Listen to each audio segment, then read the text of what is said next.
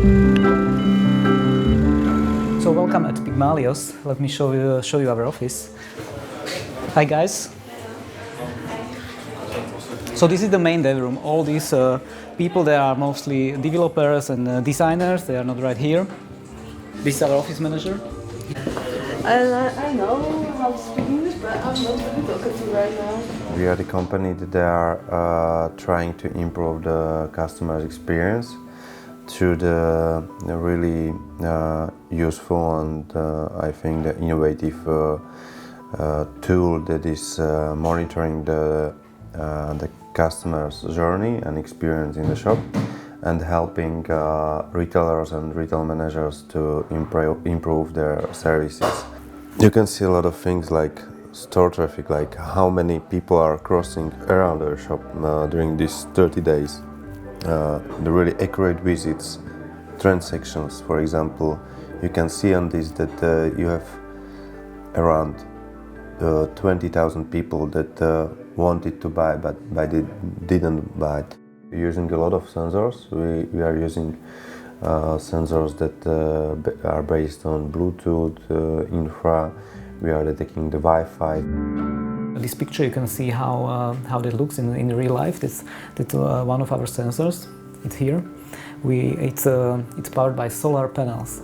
So it means no cabling, it communicates via Bluetooth, low energy, it's very efficient, and the only power supply it needs is just lightning. This is how the first version of the system looked like 2 years ago. So this is what it's like a prototype version 1.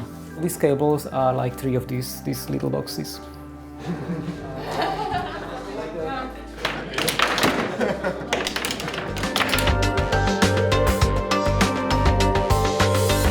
This is eDokut, and what we actually do is we are linking things with information.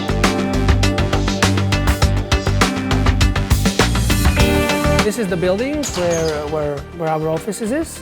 Well, there are more offices obviously because it's a giant building, so one day it will be ours, but nowadays it's not ours yet. So this is where our office is and different offices. Welcome to our open space.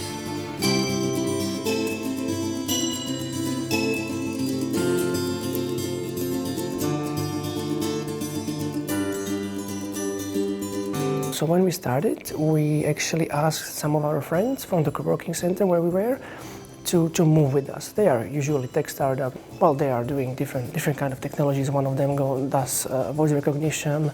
One startup which used to be here with us did emotion recognition, face recognition.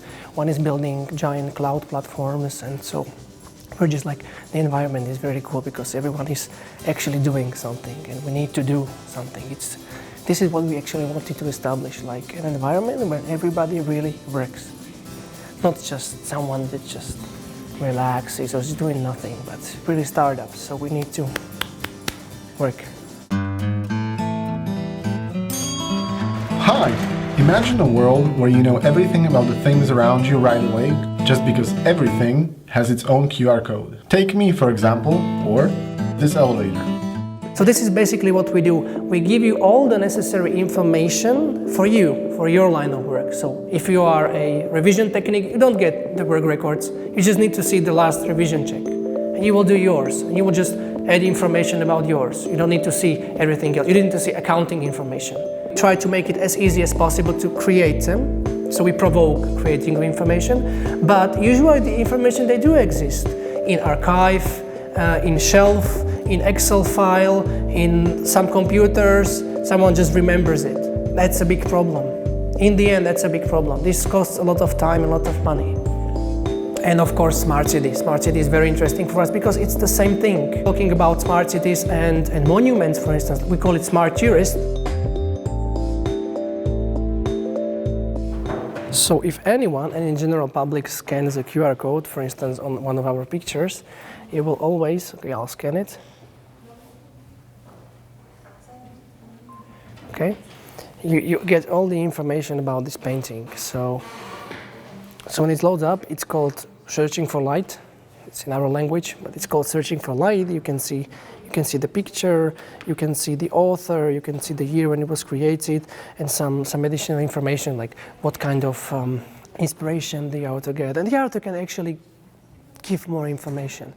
If it's historical artifact, if it's like old picture or something, you can put all the history that's connected to the picture, which you would never be able to get. Okay, if you want all the information about this picture, how long would this plate be in how many languages? That's the problem. And everyone has a smartphone, almost everyone has a smartphone, okay? And the point is, okay, you would either make a giant plate or big LCD display with different languages, or you have an LCD display in your pocket all the time. So that's what we do. We add LCD display to things that doesn't have it yet. The usability of eDokut in future is gigantic. Our aim is only the whole world, of course, and every single thing. But at this point we are a startup. We are focused exactly where we need to be. This is where we are now. Groupsolvert is an intelligent survey platform, and you can think about us as a survey monkey, but with human intelligence. Essentially what we have done is we made surveys much simpler because we can ask open-ended questions and people can answer in their own words, and we can actually use the words natural language and quantify it and really do some cool analytics with it. Groupsolvert transforms natural language answers into numbers and statistics Joe needs to make sound business decisions. We started actually in the United States. I live in San Diego, but I'm originally from Slovakia, and my brother is my co-founder, and a couple of guys from Slovakia, we started it together. We actually were in an incubator in San Diego for about 4 months. And when it became obvious that this has got some real opportunity, we moved development to Slovakia, to Košice, and we left the marketing and sales team in the United States. So our market, our customers, companies in the United States mostly. There's quite a few clients that we've served, and they absolutely love the fact that they can just ask the question, they really want to answer, and get the answer really quickly back in a way that they can understand. That's what really we have been succeeding at.